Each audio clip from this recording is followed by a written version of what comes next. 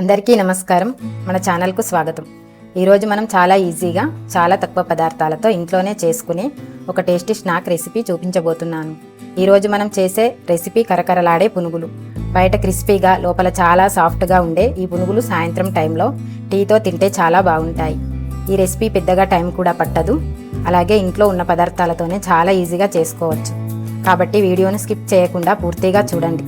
అలాగే వీడియో నచ్చితే లైక్ చేయండి, షేర్ చేయండి. ఇంకా మన ఛానల్ను సబ్స్క్రైబ్ చేయకపోతే తప్పకుండా సబ్స్క్రైబ్ చేసుకోండి.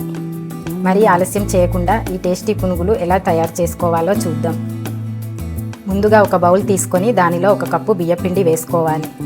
తర్వాత దీనిలో 2 చెంచాల గోధుమ రవ్వ, అలాగే 2 చెంచాల గోధుమ పిండి కూడా వేసుకోవాలి. ఇప్పుడు దీనిలో 1/2 కప్పు పెరుగు వేసుకోవాలి. పెరుగు వేస్తే పునుగులు చాలా సాఫ్ట్గా వస్తాయి. తర్వాత రుచికి సరిపడా ఉప్పు వేయాలి.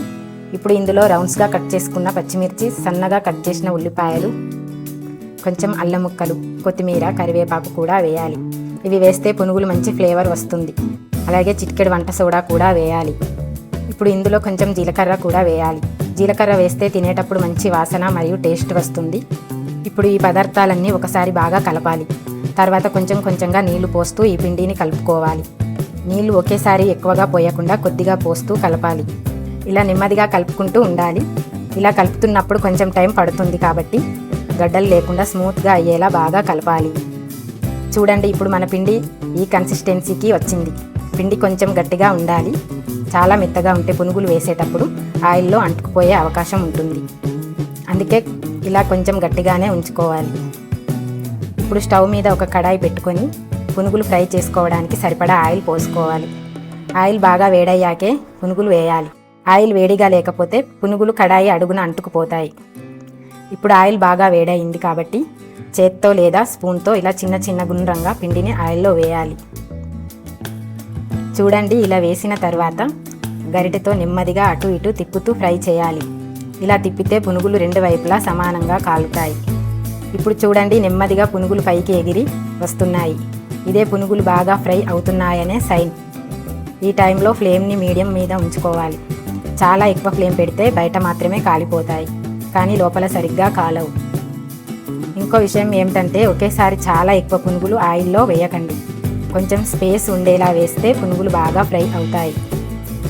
చూడండి, ఇలా గరిటెతో తిప్పుతూ ఉంటే పునుగులు నెమ్మదిగా బంగారు రంగులోకి మారుతున్నాయి. ఇలా బ్రౌన్ కలర్ వచ్చేంత వరకు ఫ్రై చేసుకోవాలి. ఇప్పుడు చూడండి, పునుగులు చాలా మంచి బ్రౌన్ కలర్కి వచ్చాయి. ఇప్పుడు వీటిని తీసుకొని టిష్యూ పేపర్ వేసిన ప్లేట్లో పెట్టుకోవాలి. ఇలా పెడితే అదనపు ఆయిల్ కూడా టిష్యూ పేపర్ తీసుకుంటుంది. ఇలాగే మిగతా పిండిని కూడా తీసుకొని మళ్ళీ గుండ్రంగా పునుగులు వేసుకొని ఇదే విధంగా ఫ్రై చేసుకోవాలి. గరిటెతో అటు ఇటు తిప్పుతూ 2 వైపులా బాగా కాలేలా చూసుకోవాలి. చూడండి, ఇప్పుడు మన పునుగులన్నీ కూడా చాలా బాగా బ్రౌన్ కలర్కు వచ్చాయి. అంతే, చాలా ఈజీగా మరీ టేస్టీగా ఉండే కరకరలాడే పునుగులు రెడీ అయిపోయాయి. ఇవి కొబ్బరి చట్నీ, పల్లి చట్నీ లేదా టమాటో చట్నీతో తింటే చాలా చాలా రుచిగా ఉంటాయి. మీరు కూడా ఒకసారి ఇంట్లో ట్రై చేసి ఎలా వచ్చాయో కామెంట్లో చెప్పండి. ఈ వీడియో నచ్చితే లైక్ చేయండి, మీ ఫ్రెండ్స్తో షేర్ చేయండి.